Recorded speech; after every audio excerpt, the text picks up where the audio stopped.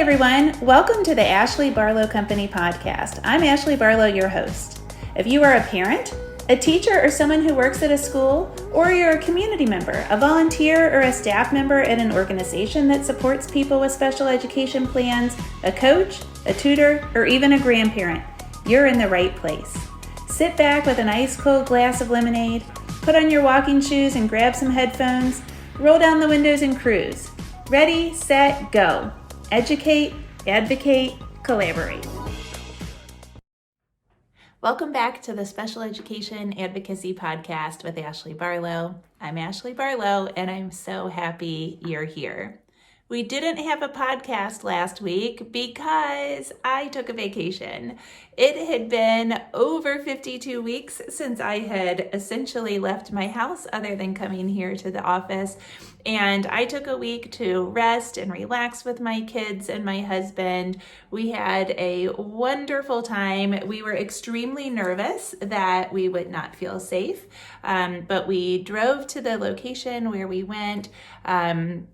And really, other than one gas station stop, we felt extremely safe the entire time. And we were able to access everything that we wanted to access. So it ended up to be a wonderful time, a wonderful trip, and nice relaxation. So if you have the opportunity to do something similar, I really encourage you to do it because it has definitely filled our souls and made us ready to kind of chug through the rest of the school year. So speaking of the end of the school year, which is definitely coming up, I have put together a 4-part webinar series. And what I've done is I've kind of specifically tailored them to this IEP season that we talk about. So IEP season, a lot of us in this field say that there are basically two, the end of the school year and the beginning of the school year. And that's really when a lot of meetings are held, when a lot of people have their annual meetings. And so I've put together 4 different webinars that I'm going to do every other Friday for the next, 8 weeks total, because it'll be every other week, so that's a total of 4. And we're going to kind of talk about different topics that should help you to advocate at your annual meetings, and then of course continuing thereafter. So on April 18th, which is this Friday, just a couple of days away, I'm going to do a presentation called 5 Traits that parents in special education should have. This is kind of a mini boiled down version of a presentation that I give a lot as a first presentation if an organization wants for me to speak. So if I have a local disability organization that says, hey, could you come in and present to our families?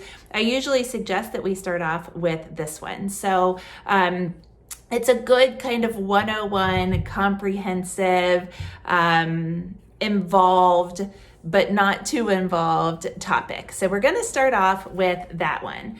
Then we're going to talk about the 7 steps to preparing for an IEP meeting. If you have downloaded the freebie on my website about the 7 steps, this will give you the information that you wish was in that freebie. We'll go a little bit deeper into each of those 7 steps. It accompanies the paid product on my website, which is $12, on really kind of how to prepare for an IEP meeting. This is what I do for my own family and also what I do for clients. And kind of follows a timeline of requesting documentation, how I go through it, how I communicate with the rest of the team, etc. So 7 steps for preparing for your IEP meeting is on April 30th. And then on May 14th, we're going to go through parent rights. If there is one thing that I know, it is that parents don't understand their parent rights. Parent rights are oftentimes underutilized, and that can cost parents a lot of stress, even a lot of money, particularly with that IEE provision, and a lot of time. And so I like to go through parent rights and kind of explain to parents what the federal documents say about them, and to really encourage you to go through that packet of parent rights that they give you at the beginning of your meeting, to actually read that packet at least one time in the few years that you are a special education parent. And then the last presentation will not be on a Friday, because if we were to carry it out for 2 weeks, it would be the Friday of Memorial Day weekend. And I didn't think that you wanted to be around. I probably will be around because we don't plan to travel all that much, but I thought that might be a bad weekend. So we're going to do it on Wednesday, May 26th. And we're going to talk about communication strategies. You know, if there is one thing that I say here on the podcast and in the classes that I teach and presentations that I give, it is communicate, communicate, communicate. So we're going to talk about how I recommend that you communicate, what kinds of things that you communicate, how often you communicate, kind of the 101 or the 411 on communication. You know, what do I mean when I say communicate, communicate, communicate? So if you go through those 4 webinars, you should feel very empowered and very ready to advocate for your child that is in special education. And that is certainly my goal. I do want to impart one little thing that I've been reflecting on quite a bit over the last year. And that is that as we kind of approach our children's IEPs, we oftentimes kind of get this frazzled thing. And yes, maybe your kids are doing less activities right now. Maybe life is working at a bit of a slower pace, but I know that I oftentimes am talking to a friend or a colleague or a client, and I start talking about, well, you know, after work, I've got a hard stop at 4:30 because I've got to take this one to baseball and I've got to take this one to speech therapy, and we have our IEP in a week, and so I've got to review this documentation. And at the end of those kind of paragraphs, I'm usually kind of flailing my arms up by my head and shaking my head back and forth and saying, blah, blah, blah, we've got so much to do. And really at the beginning of COVID, I started to kind of reflect on our pace, as a lot of us did, because our pace changed so dramatically last year in March. And what I started to realize is I can control our pace. I have the opportunity as an adult in my household, and particularly for me, I own my business. I am the adult in the house. You know, I have control over a lot of things in my life.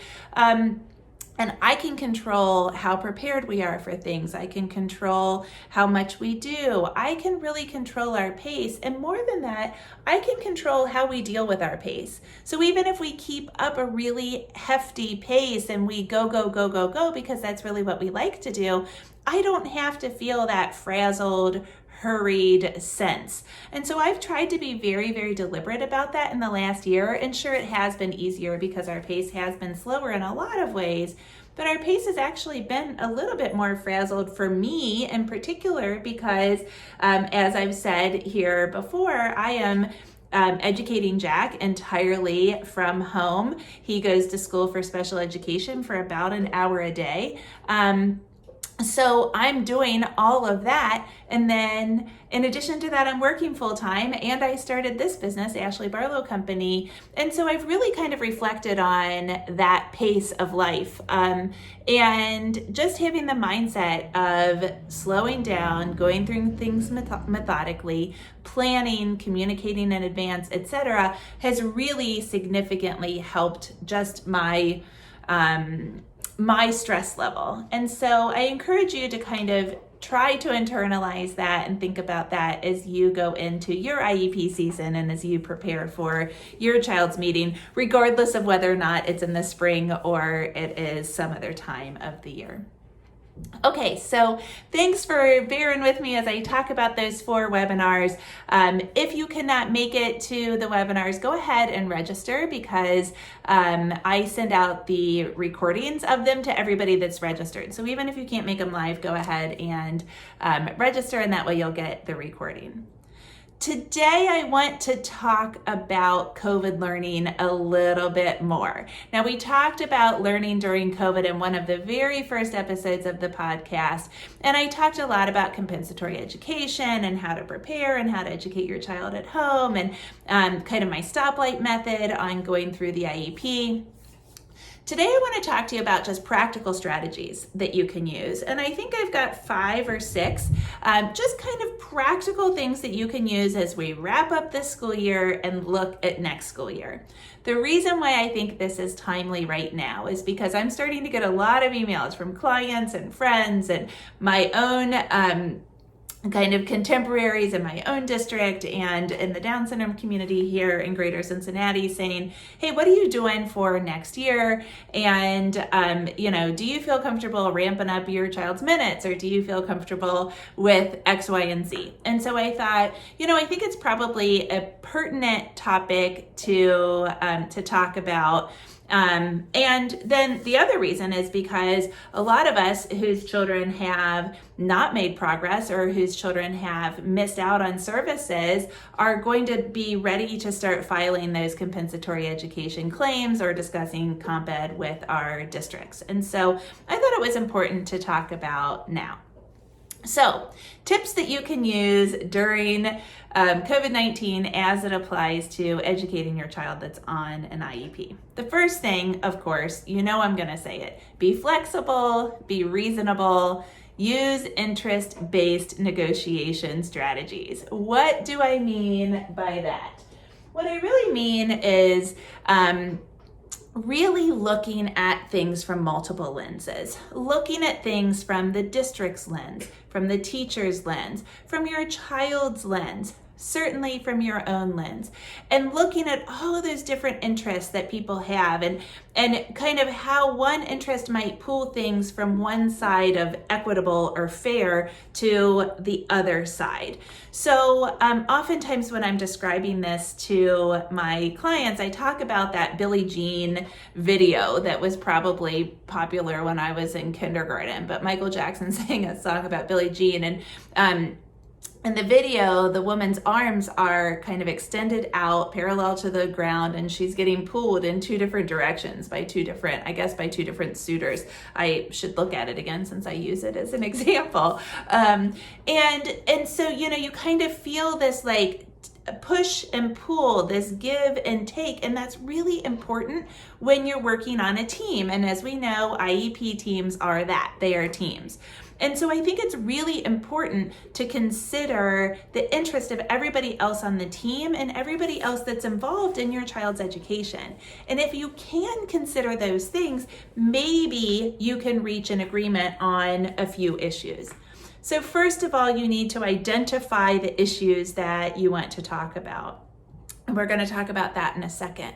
But as you're going through those issues, it's very important to be flexible, to be reasonable, to not just dig your heels in the sand and say, I want this and this is why I want it, but to think outside the box and to see if there's some way that you can get something done that is, I say, yesable, that is not an absolute, yes, I'll take it, because very, very infrequently does it happen in a negotiation, in a team environment, that you say, oh, that's awesome. Yes, thank you. I'm so excited. This will be great. But something that you say, okay, well, I can see how you're looking at this, and I can see how the other person is looking at this, and then this is how I feel. And so, yeah, I think that seems like a good place to meet in the middle or something like that. So be flexible, be reasonable, look at things objectively, and certainly look at things from the other person's lens.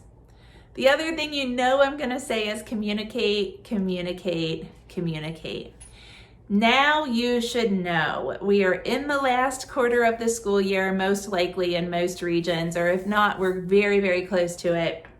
And so we know where the struggles are happening. We know where we're not making progress. We know where schedules are not working, where kids are getting too fatigued or where they need more.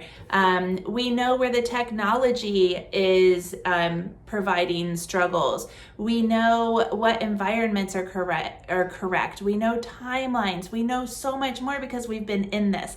Think back. It's even hard to think back to last year in March and April to think about how we were surviving and what we were doing. now that we've been in this a year, or at least 3/4 of this school year, we know approximately how things are going to go. We know how the current setup is working for your child. And so communicate, kind of look at that, and remember, from the lens of objectivity and reasonableness, communicate how things are going, and then, if at all possible, solutions. And so the third thing I want to say is to brainstorm solutions. Brainstorm ways that you can resolve the issues that you're bringing to the team. So if number 2 is communicate the issues, number 3 is really brainstorm ideas. Now, the way to do this, unfortunately, is to dig into the information. Look for the change. Read your child's entire IEP. If things are not being done that are mandated by the IEP, bingo, that's what you communicate. I think a big change would be if we could actually implement this supplementary aid and service. I think it would be super helpful if we got that additional adult support that's listed in the IEP. You look at the actual IEP document. If the answer isn't there, maybe you go to an evaluation and you look for the why. I don't think that this virtual platform is working because, as this indicates in my child's evaluation report, my child's not a visual learner. My child doesn't do well on video platforms or on computer platforms. So look at the documentation that is specific to your child and see if you can suggest the reasons why, the solutions, the kind of whole picture of the issues that you're trying to communicate. And if you don't have the answers there, you're going to have to dig even deeper and do some more research. How else could we resolve this? If you're asking for compensatory education, for example, which we're going to talk about here in a moment, then think about what you want that comp ed to look like. Are we going to do it at school? Are we going to do it with another professional? Who is the professional? Why do you think that professional is helpful? How long do we need to be with that professional? How intensive does the intervention need to be? How much is it going to cost? Really look into all of the information so that you can give the district and the rest of the team kind of those 5 W's, the who, what, when, where, how, why, all of that stuff. I think that's 6 actually, if you count why. So that when you're communicating not only the problem, but a suggested solution. It's a huge negotiation strategy that is oftentimes wildly successful. My puppy is shaking in the background. You probably hear her shaking. It just adds a little bit of the informality that I like to promote around here. Now she's going to eat a box. Okay, so we just talked about compensatory education, and my 4th tip is to document. So if you aren't doing it now, it's probably not too late to do it retroactively. And what I mean by document is whatever is true to you. If it's a log, if it's a spreadsheet, if it's a set of videos that you have organized in some way that you can access them, if it's letters that you've written to the district or emails that you've written to teachers, whatever it is, you need to start documenting it. I've spoken a lot about progress monitoring, particularly during the COVID-19 pandemic, but as you probably know, if you've been here for a while, I really promote progress monitoring throughout. I think it's very important for parents to work with their children, not only from a behavioral and an involvement standpoint, but also from a team involvement standpoint, from a standpoint of being involved in your child's IEP, so that you are really informed and you're speaking from an informed perspective when you're talking to the rest of the team in meetings and elsewhere. And so, however you choose to document what's going on or to provide in the moment substantive information to the team, you need to start doing it now if you haven't started. And so what can you do? You can go back and look at videos that you've recorded. You can go back and look at emails that you've sent to teachers. You can ask for progress monitoring data from school if you don't have it. And then think about what happened and what specifically the problem was, and maybe then what solutions there can be. Because if you go into a meeting and say, well, he's not making progress, or we can't do this another year, or, we just can't do another Zoom call, but you don't have anything behind it. You don't have the comma because fill in the blank. Well, your team is not going to take you seriously. And more importantly, they're not going to take your request seriously. They're not going to look at that request and say, oh, I see what you mean, and here's a great solution. So if we rather come up with 3 or 4 examples or a trend or some kind of specific information, the team will look at it more favorably. So an example, let's say that you're asking for compensatory education because you think your child is not doing well in math. And so you go in and say, boy, at the beginning of the year, we were doing 2-digit addition and subtraction, and he knew all of his times tables to 12 or something like that. And now I just don't feel like he gets it anymore. I just feel like it's kind of gone. Well, everybody's going to say, what do you mean you feel? You feel like he's not making progress in math? What specifically do you mean? Compare that to if you went in and said at the beginning of the year we were doing 2-digit addition and subtraction and we had our times tables to 12. However, now what I have noticed is 2-digit addition and subtraction we had mastered in August and September. In October, the progress data that I took had him at only 80%. And then by December, that 80% was down to 60%.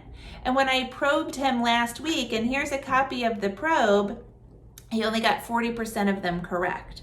And here's the reason why. I think it's because I don't really understand how to use tens frames, or I don't really understand how to use touch points math because I haven't been trained in that.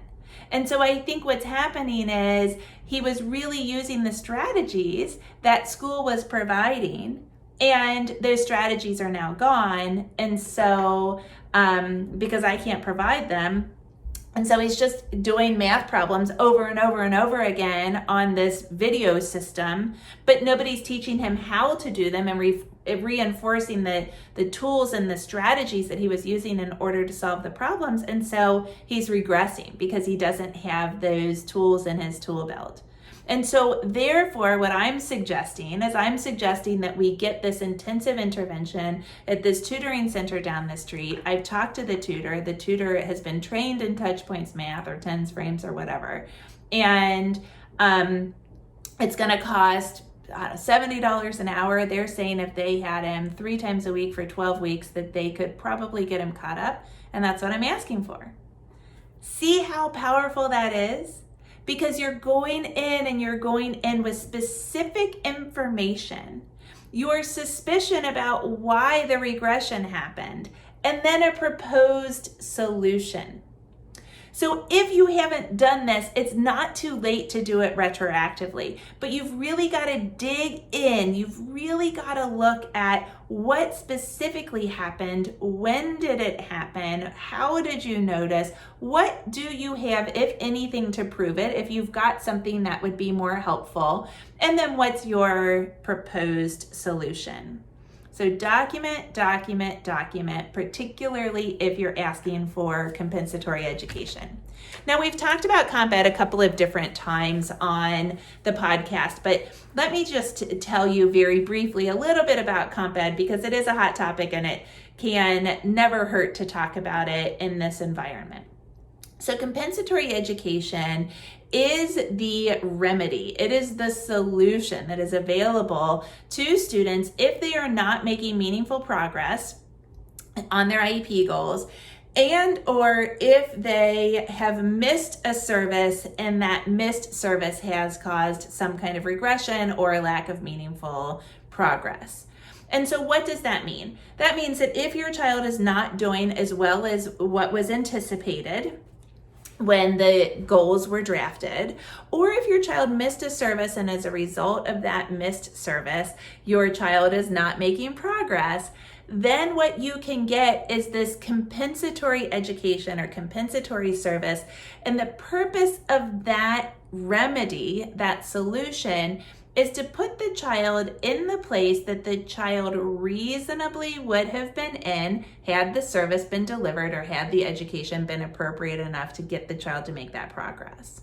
And so basically, if we're getting zero education, or we're getting insufficient education, or ineffective education, then there's this remedy that says, and therefore you can get what you should have gotten. So it's not a quid pro quo. It's not a, you missed 10 hours of OT, so therefore you get 10 hours of OT. Or I didn't teach you the reading comprehension skill, and so you get 20 minutes 3 times a week, aggregated out for the entire school year. But rather it is, okay, where are we going to do this? So let's do it at this tutoring center down the road. And what do they need? How much time do they need in order to get you caught up to where you reasonably would have been at the end of the IEP, or by this particular time, etc.? Sometimes schools like to do the compensatory education themselves because it's less expensive. They've got the teachers on contract. They can probably pay teachers a little bit less to do even summertime interventions or after school interventions than they would if they were paying your bill at some kind of tutoring center or private tutor outside of the home. And that's reasonable in a lot of cases. But sometimes it's not reasonable because, they're suggesting that you use the same teacher that was providing inadequate services in the beginning. And so why would we continue to go to that teacher? The teacher wasn't properly trained or something like that. And so a lot of times you can agree on comp ed, but you can't necessarily agree on who's going to provide the service. And maybe that's the one issue that you have to take to due process or something like that.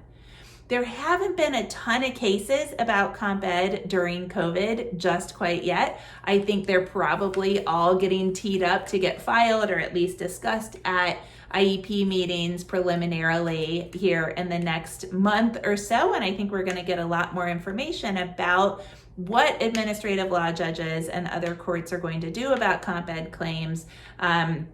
But certainly if your child has missed services, if your child is not making progress, if things have kind of gone south since your child's been home or learning in some kind of different environment, comp ed is a really important tool and something that can be used to get your child caught up. So, okay, let's review where we have been. We have talked about being flexible, reasonable, and interest-based. We talked about communicate. We talked about brainstorming solutions and really digging in and reading the IEP and looking for other solutions, looking for the whole picture and putting things into perspective. We talked about document, and what that means in the sense of a compensatory education claim. I also want to encourage you to look at your state's guidance. I try to keep things very federally based here on the podcast because, as you know, I practice law in Kentucky and Ohio, but I don't know what the law is in all 50 states of the union and our military and our territories and all of those sorts of things. That would be too much for anybody to keep up with.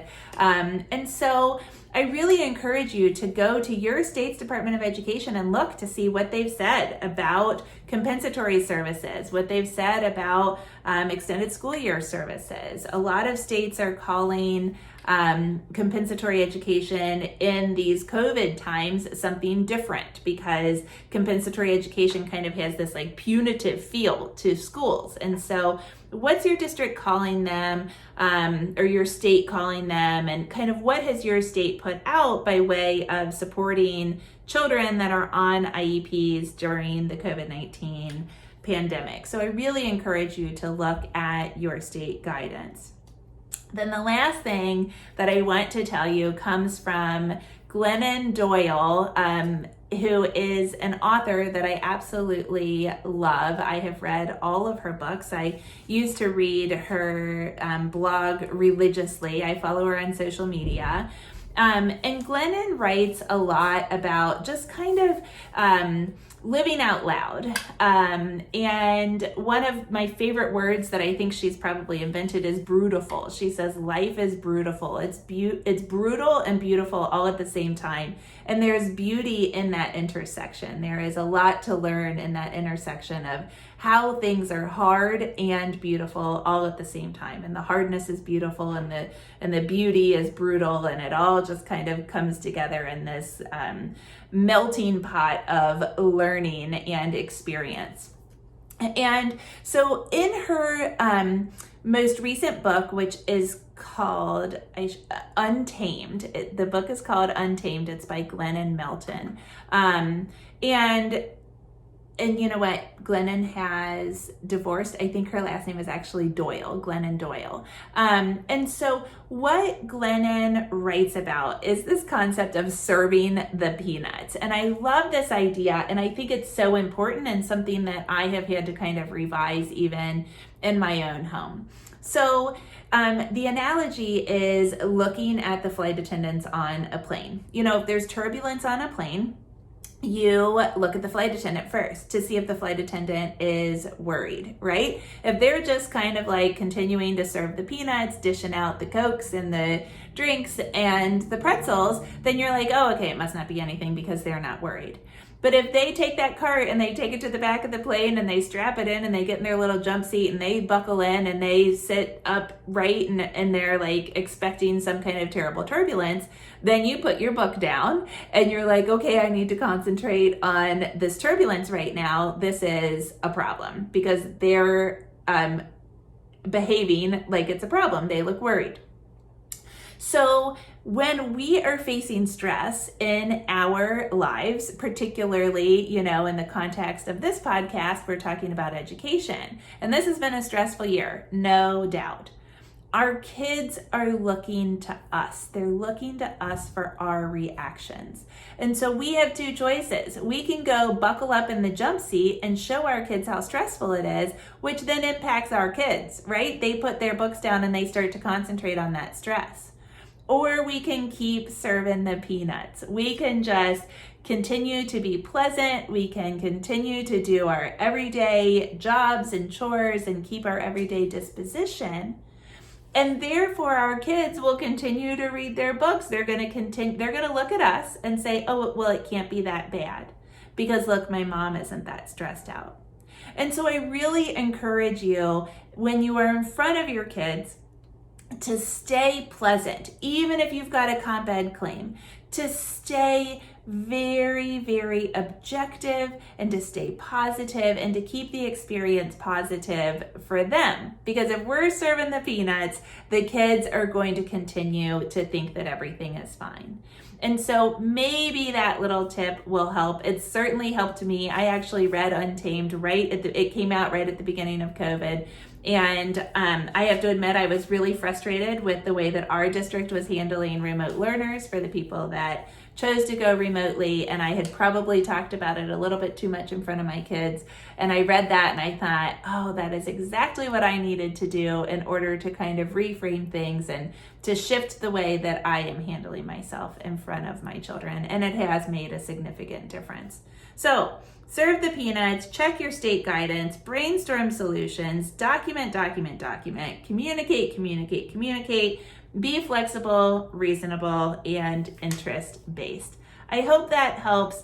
You guys have reached out so much on questions. This is kind of a comprehensive, how do I go about this guide to approaching things here at the end of the school year in 2021. Let me know how things go. I love to hear from you, and I'll see you next week, same time, same place.